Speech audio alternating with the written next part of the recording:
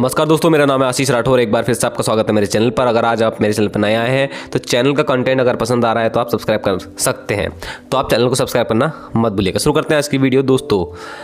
RRTS आप लोग जानते हैं कि हमारे NCR रीजन में जो ट्रैफिक की बहुत बड़ी प्रॉब्लम है उसको सॉल्व करने के लिए जो सेंट्रल गवर्नमेंट है उसके साथ 4 government, Delhi government, Haryana government, Uttar Pradesh government और राजस्थान गवर्नमेंट मिलके काम कर रही हैं एक RRTS प्रोजेक्ट पे, जो कि है रीजनल रैपिड ट्रांजिट सिस्टम, जिसके द्वारा इस तरीके की ट्रेन चला करेंगी NCR में जो कि मेट्रो से ज़्यादा स्पीड में होंगी 3 गुना, और साथ में वर्ल्ड क्लास लेवल का उसके अंदर फैसिलिटी होगा। जैसे कि फॉरेन कंट्रीज में ट्रेन चलती हैं एलिवेटेड ट्रैक पे, तो उसी तरीके से ये सिस्टम है।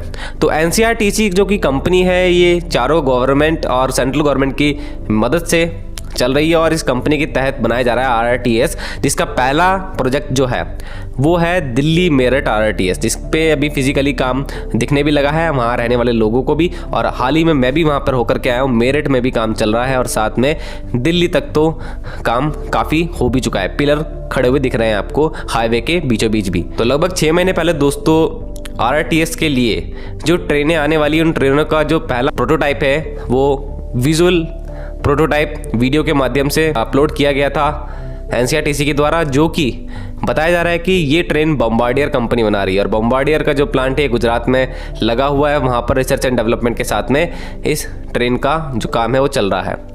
तो ये जो ट्रेनें हैं वो आने वाले टाइम में बहुत जल्दी रिवील करेगा बॉम्बार्डियर। और साथ में आप बात करते हैं एक बहुत ही इंपॉर्टेंट अपडेट जो कि आपको मैं बताना चाहता था बहुत टाइम से। RRTS का आप लोग अपडेट जानना चाहते थे और आप लोगों को सबसे पहले मैं जानकारी दे देता हूँ कि RRTS में एक बहुत ही इंपॉर्टेंट अपडेट आई है। RRTS के लिए एक डिपो बनाया गया है जहाँ पर मेंटेनेंस वगैरह का काम किया जाएगा आगे भविष्य में। और जैसे कि आप लोग जानते हैं कि हर प्रोजेक्ट के साथ में एक डिपो बनाया जाता है, तो इसके लिए भी दुहाई में एक डिपो बनाया गया है। तो ये जो दुहाई में डिपो बनाया गया है इसके लिए अलग से जो पटरियाँ बिछानी है उसके लिए सबसे पहला रेक आ चुका है। 4000 मैट्रिक टन का 60 kg की 880 UTS की क्लास A रेल्स आ गई हैं दोस्तों। तो 4000 मैट्रिक टन की ये रेल्स आई हैं और जो ये रेल्स आई हैं इस डिपो के लिए ही आई हैं।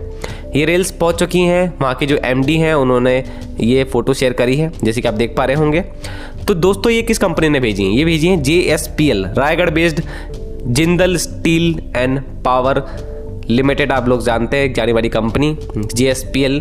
और क्योंकि ये कंपनी मेक इन इंडिया के तहत काम कर ही रही है गवर्नमेंट के साथ में, और आप लोग जानते ही हैं कि इससे हमारा स्टील उद्योग बहुत ज़्यादा बूस्ट होगा जितने भी प्रोजेक्ट चल रहे हैं इंडिया में। तो दोस्तों ये जो डिपो बनाने का काम है और साथ में जो यहाँ पर रेल्स आई हैं इनको बिछाने का काम है, ये प्रोजेक्ट का जो ये इतना हिस्सा है वो L&T को दिया गया है। और L&T यहाँ पर बैलास्ट लेस, मतलब जहाँ पर बैलास्ट ना हो, पत्थर ना हो, उसके बजाय वहाँ पर कंक्रीट के जो स्लैब हैं वो डाले जाएंगे।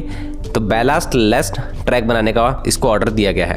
अक्टूबर 2020 में ऑर्डर दिया गया था। 448.46 करोड़ रुपए का यह प्रोजेक्ट L&T को दिया गया है। तो दुहाई डिपो से एक रेल लाइन निकलेगी यहाँ से, जो कि साहिबाबाद EPE दुहाई को जोड़ने वाली मेन लाइन से कनेक्ट करेगी।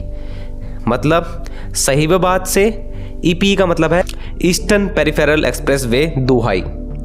तो यहाँ पर जो मेन लाइन होगी इस प्रोजेक्ट की उससे कनेक्ट करेगा ये डिपो, और वहाँ से जो वहाँ तक की दूरी होगी वो 18 किलोमीटर की होगी। तो 18 किलोमीटर के इस कॉरिडोर को कहा जा रहा है प्रायोरिटी कॉरिडोर, जो कि साहिबाबाद से EPE दुहाई तक जा रहा है। तो दोस्तों यहाँ पर लगभग जो रेल यूज़ होनी है वो 60 kg की 880 UTS की रेल यूज़ हो रही है। इंडियन रेलवे में भी ये वाली रेल यूज़ होती है, बहुत ही अच्छी रेल है। तो अब आपको बताता हूँ, ये लेग 2 का हिस्सा है इस प्रोजेक्ट के पैकेज 6 में। तो पैकेजेस में बटे हुए इस प्रोजेक्ट में जो पैकेज नंबर 16 है उसमें पैकेज नंबर 16 के 2 पार्ट है, लेग 1 लेग 2। लेग 2 के तहत तो ये 60 kg की 880 UTS की रेल्स आ गई हैं। लेग 1 के तहत हेड हार्डन 1080 UTS तक की, जो कि बहुत ही अच्छे हाई स्पीड प्रोजेक्ट में यूज़ होने वाली रेल है और JSPL इसको बनाता आया है, वो भी आनी है लगभग 2000 मैट्रिक टन।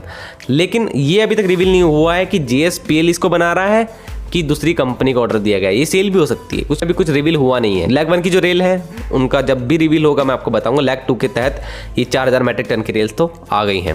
अब दोस्तों बात करते हैं इसके ट्रैक की। इसका ट्रैक बैलेंस लेस है, इसमें लो मेंटेनेंस की रिक्वायरमेंट होती है, थोड़ा महंगा भली होता है लेकिन बहुत ज़्यादा लाइफ टाइम चलता है। साथ में जो ये ट्रैक है, इस तरीके की ट्रैक के वजह से जो टनल का एरिया है, जब भी टनल पड़ेगी रास्ते में तो उससे क्या होगा, टनल के अंदर जो हमें स्पेस है वो कम रखने में मदद होगी। मतलब कि ज़्यादा टनल बड़ी नहीं बनाना पड़ेगी, क्योंकि डायमेंशन कम हो जाती है बोथ डेप्थ एंड विड्थ दोनों की ही तरफ से जब इस तरीके की हम ट्रैक बनाते हैं। क्योंकि इसमें कंक्रीट के स्टेबल स्लीपर्स यूज़ होंगे, उसकी वजह से स्टेबिलिटी ओवरऑल बहुत इंक्रीज हो जाएगी। ट्रेन में आपको बहुत ज़्यादा कंफर्ट भी फील होगा जब ट्रेन इसके ऊपर चलेगी। तो दोस्तों अब बात करते हैं काम में कहाँ पर तेज़ी आई है, कौन सा मेन हिस्सा है जहाँ पर अभी काम तेज़ी से चल रहा है।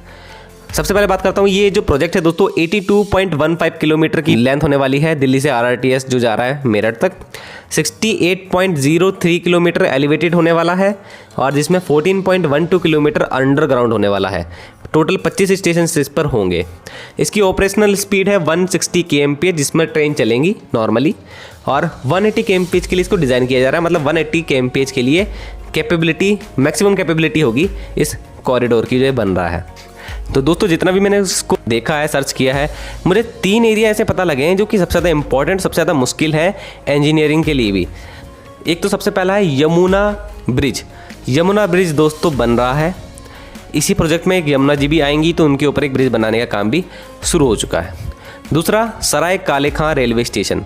ये रेलवे स्टेशन इतना इंपॉर्टेंट इसलिए है क्योंकि इस रेलवे स्टेशन पर जो दूसरे 3 RRTS और होंगे आने वाले टाइम में, वो RRTS और ये दिल्ली मेरठ RRTS ये आकर के कन्वर्ज होंगे, मतलब कि मिलेंगे।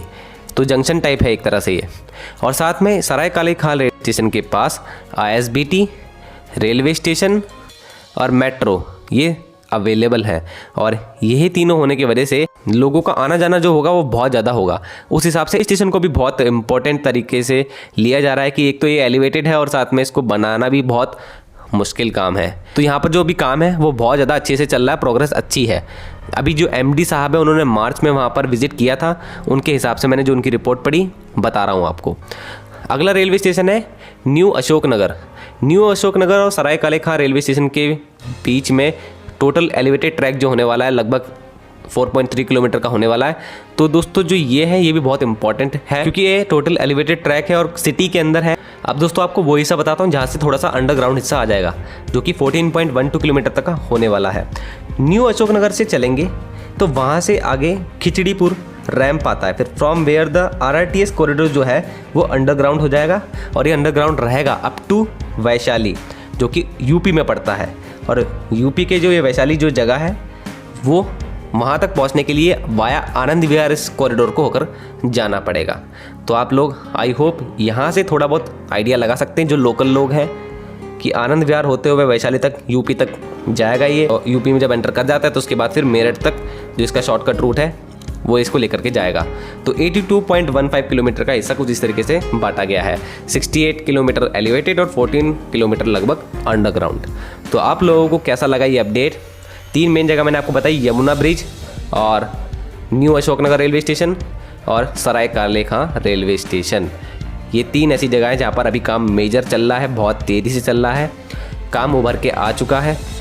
जो यहाँ पर इंजीनियर्स हैं वो आपको जगह जगह काम करते हुए दिख सकते हैं। जैसे कि आप लोगों को पता है कि दिल्ली से मेरठ का इंडिया का पहला एक्सप्रेस वे खुल चुका है। इसी तरीके से जब ये वाला प्रोजेक्ट भी दोस्तों पूरा हो जाएगा, यहाँ के लोगों की परेशानी और भी ज़्यादा कम हो जाएगी, क्योंकि एक्सप्रेस वे पे जो टोल है उसको भी नहीं देना पड़ेगा जब आप लोग इस तरीके की ट्रेन में बैठेंगे। और जैसे कि बताया जा रहा है कि इस तरीके की ट्रेन का टिकट भी कोई ज़्यादा महंगा नहीं होने वाला, और मेट्रो के इक्विवेलेंट रखने की पूरी कोशिश की जाएगी, ऐसा मैंने कई इंटरव्यूज़ में सुना है। बाकी आने वाला टाइम ही बताएगा कि ये किस तरीके से NCR की प्रॉब्लम को ख़त्म करेगा। और राजस्थान, हरियाणा और यूपी और दिल्ली तो जुड़ ही रहे हैं। इन दोनों स्टेट में जो राजस्थान और हरियाणा है, इनका जो RRTS है वो किस तरीके से आगे आने वाले टाइम में प्रोग्रेस दिखाता है वो भी आपको मेरे चैनल पे पता लगता रहेगा। आप लोग बाकी जो भी मेरे को लोकल एरिया से देख रहे हैं NCR रीजन से, वो आप मेरे को कमेंट सेक्शन में बताइए कि आप लोगों के घरों के आसपास किस तरीके का प्रोग्रेस है। पॉजिटिव प्रोग्रेस आपको दिख रहा है क्या? काम सच में स्पीड में चल रहा है? तो इससे और ज़्यादा क्लियरिटी होगी जो वीडियो देख रहे हैं लोग NCR से बाहर रहने वाले। तो आज के लिए दोस्तों इतना ही। वंदे मातरम, भारत माता की जय।